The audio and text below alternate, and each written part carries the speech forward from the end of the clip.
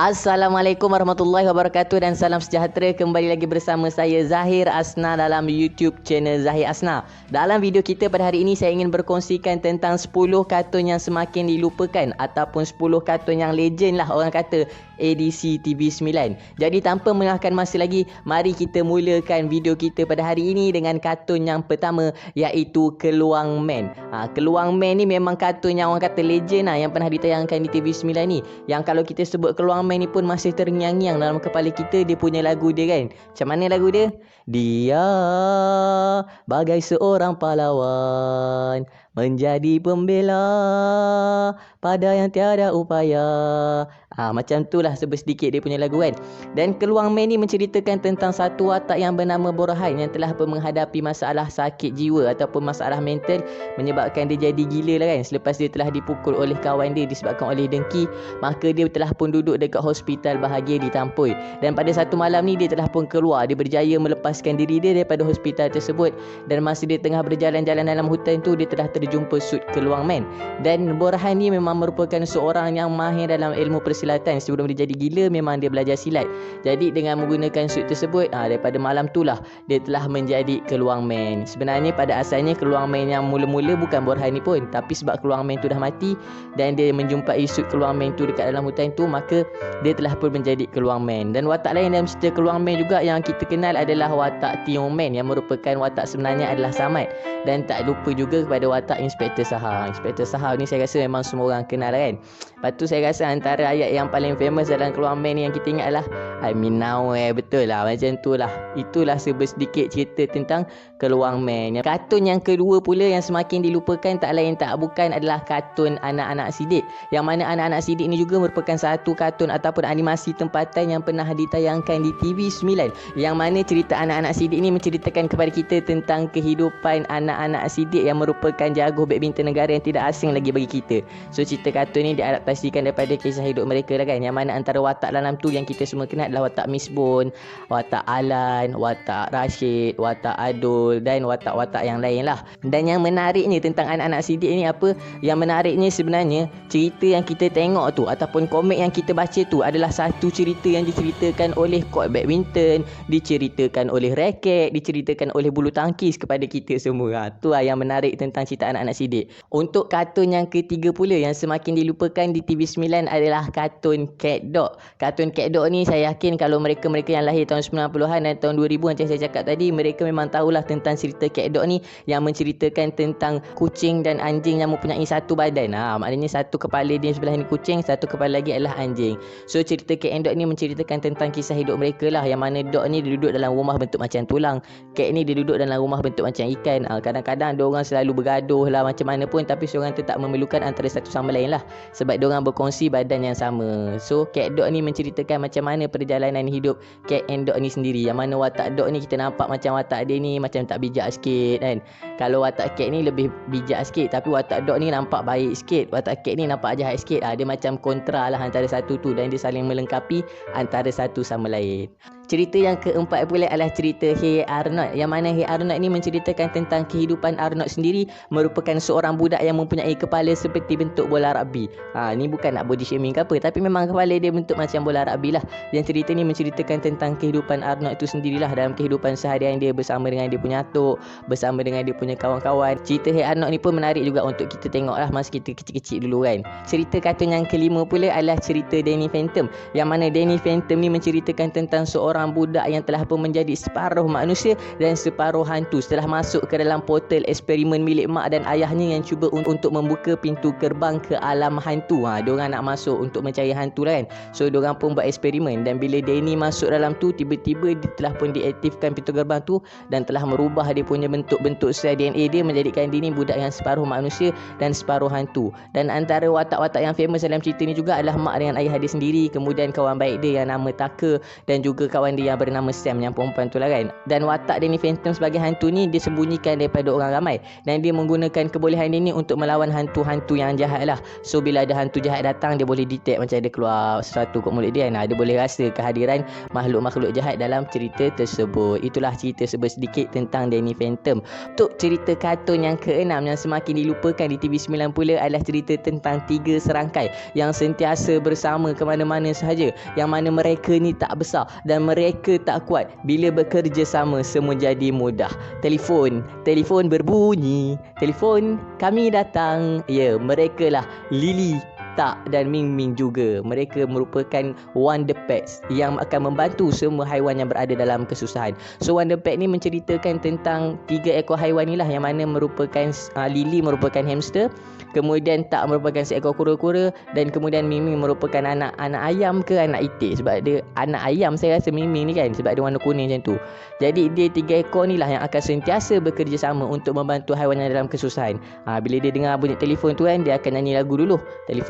Telefon berbunyi, telefon kami datang. So barulah dia akan pergi untuk menyelamatkan haiwan yang dalam kesusahan tu. Dan bila dah selesai misi mereka, selalunya dia akan celebrate misi yang dah selesai tu dengan memakan daun saderi. So itulah sedikit cerita tentang Wonder Pet ni. Untuk cerita kartun yang ke-7 yang semakin dilupakan di TV9 pula adalah cerita kartun yang menyebabkan habis semua papan hitam di sekolah diconteng oleh budak-budak.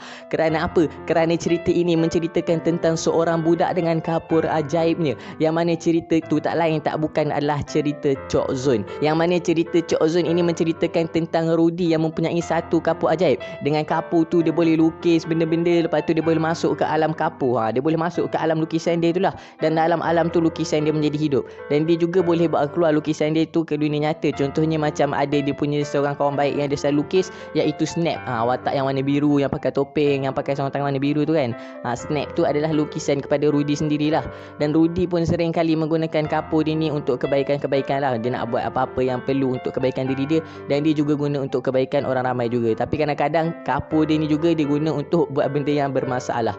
Itulah sedikit cerita tentang Chok Zone. Untuk cerita kartun yang ke-8 pula merupakan satu cerita yang menceritakan tentang seorang budak yang suka berfikir, yang mana dia suka fikir sehingga kan bila dia fikir tu kita boleh masuk sampai dalam otak dia, sampai kita boleh nampak atom-atom dalam otak dia, yang mana terdapat nukleus dengan ada petala yang mengelilingi atom tersebut, yang di dalam atom tersebut terdapatnya proton dan neutron. Ya, cerita tersebut adalah cerita Jimmy Neutron, yang menceritakan tentang kisah hidup seorang budak genius yang bernama Jimmy, yang dia ni boleh buat macam-macam benda. Banyaklah dia punya ciptaan yang hebat-hebat kan, dan banyak juga yang membawa masalah lah. Tu yang masalah juga bagi Jimmy ni. Tapi yang bestnya adalah tentang kisah hidup Jimmy ni sendirilah, macam mana dia punya kawan yang bernama Carl, dan macam mana pula kawan dia yang bernama Shin tu. Lepas tu macam mana tentang kisah mak ayah dia pula, dan kisah hidup dia, Cindy, apa semua kawan-kawan dia itulah. Itu yang menarik tentang cerita Jimmy Neutron ni. Untuk cerita kartun yang ke-9 pula yang semakin dilupakan di TV9 ini adalah cerita tentang seorang budak yang bernasib malang, yang mana kehidupannya ni selalu diabaikan oleh mak ayah dia. Lepas tu dia punya penjaga dia pun selalu buat jahat dekat dia. Dia punya cikgu-cikgu pun selalu buat jahat dekat dia. Kawan-kawan dia pun tak ramai yang baik dengan dia, sehingga dia diberikan sepasang penjaga pari-pari ataupun dikenali sebagai Fairly Odd Parent. Ya, cerita ni adalah cerita The Fairly Odd Parent yang menceritakan tentang watak Timmy Turner yang mempunyai penjaga angkat pari-pari untuk memuaskan kehidupan dia, untuk memberikan apa yang dia nak. Tapi Timmy Turner ni antara yang tak elok tentang sifat dia adalah dia ni malas berusaha sampai jadi dia. Sampai semua yang dia nak tu dia hanya berharap je. Saya harap saya ada kereta, saya harap ini tak berlaku. Macam tu je kehidupan dia. So bila dia kata saya harap tu, Cosmo dan Wanda yang merupakan keluarga angkat pari-pari dia akan memberikan apa hajat yang dia nak tu lah, mereka akan tunaikan. Tapi ada juga batas untuk permintaan dia. Contohnya dia tak boleh minta dengan Cosmo dan Wanda untuk biar orang jatuh cinta dekat dia. Macam tu dia tak boleh lah kan. Tapi cerita tentang Timmy Turner ni best lah, tentang macam mana kisah hidup seharian dia, macam mana dia berhadapan dengan Vicky, macam mana Cosmo dengan Wanda tolong dia kan. Itu memang menarik lah cerita tentang Fairly Odd Parent ni. Untuk cerita yang terakhir dan cerita yang ke-10 yang semakin dilupakan di TV9 adalah cerita tentang seorang yang telah pun membekukan diri dia dalam ais selama 100 tahun lamanya kerana takut untuk menanggung bebanan yang telah diberikan kepadanya. Sehinggalah suatu hari dia telah dijumpai oleh 2 orang daripada puak air yang dikenali dengan nama Katara dan dengan nama Sokka. Dialah merupakan harapan bagi penduduk-penduduk di dunia tersebut, yang mana dialah yang digelar sebagai Aang. And I believe Aang can save the world. Itu adalah cerita tentang Avatar The Last Airbender ataupun Avatar The Legend of Aang. Yang mana kalau korang perasan, sebenarnya Avatar The Legend of Aang ni, sepanjang cerita dia tu, ini adalah satu cerita yang disampaikan oleh Katara sebenarnya kan. Sebab masa mula-mula intro dia tu suara Katara tu. Yang suara kat intro dia tu kan, yang cakap air, fire, water, earth. Everything change when Fire Nation attack. But I believe Aang can save the world. Macam tu lah, lebih kurang tu sebenarnya adalah suara Katara tu kan. So cerita Avatar ni menceritakan tentang watak Avatar The Legend of Aang ni lah, yang berusaha untuk menguasai keempat elemen untuk menewaskan Fire Lord Ozai yang telah pun menguasai dunia dengan cara yang tak baik ataupun dengan cara yang kejam.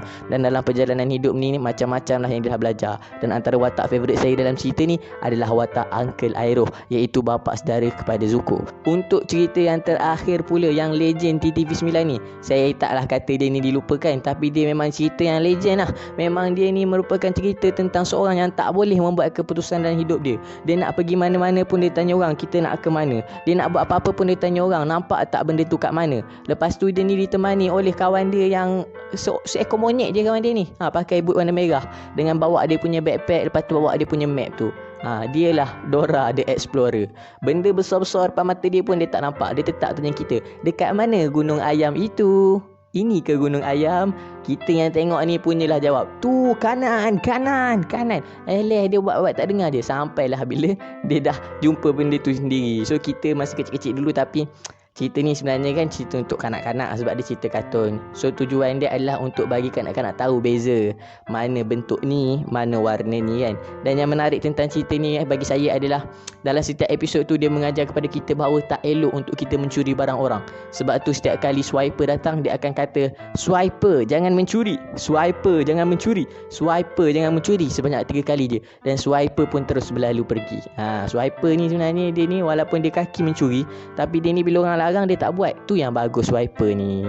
So itulah 10 cerita kartun yang semakin dilupakan di TV9. Saya yakin bagi mereka yang lahir pada tahun 90-an dan pada awal tahun 2000 mesti mengetahui tentang cerita kartun ni semua. So saya harap korang enjoy video saya pada kali ni, dan saya minta maaf sekiranya ada kekurangan dalam penyampaian saya dalam video kali ni. Dan kalau korang ada maklumat-maklumat menarik ataupun korang ada cerita kartun yang menarik yang saya tak bagi tahu dalam video ni yang korang nak kongsi, boleh je kongsi dekat ruangan komen di bawah. Dan sekiranya korang rasa video ni menarik dan video ni menggamit kenangan, boleh share video ni dekat korang punya kenalan, sama ada korang punya keluarga ataupun korang punya kawan-kawan, supaya lebih ramai lagi orang tengok video ni. Itu saja daripada saya untuk hari ini. Terima kasih sudi menonton. See you in next video, insyaAllah.